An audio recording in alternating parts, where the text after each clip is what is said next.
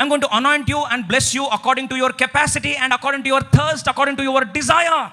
చాలాసార్లు మన జీవితంలో ఎందుకు అభిషేకాన్ని మనము సంపూర్ణంగా పొందలేకపోతున్నామంటే, బాగా వినండి. యేసుప్రభువారు నోరు తెరిచి పండుగ దినమందు పర్వదినమందు గొంతు చెంచి చించుకొని అరిచాడు. యోహాను సువార్త 7వ అధ్యాయం 37వ వచనంలో దేవుడు నోరు తెరిచి బిగ్గరగా అంటున్నాడు. ఏమని తెలుసా అండి? అయ్యో దాహం గలవారులారా, నీకు ఎంత దాహం ఉంటే రా నా దగ్గరికి, అంత దాహం తీర్చుకో. దప్పికున్న వారులారా మీరు రండి, మీకు ఎంత దప్పికుంటే అంత దప్పిక తీర్చుకో.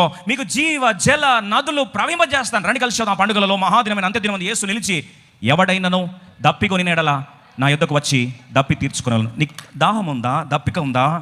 థర్స్ట్ ఉందా? Always remember this formula. God's anointing is directly, the percentage of anointing, the flow of anointing is directly proportional to your thirst. నీకు ఎంత దాహం ఉంటే, ఎంత ఆశ ఉంటే అంతగా దేవుడు అభిషేకాన్ని చేత నింపుతాడు.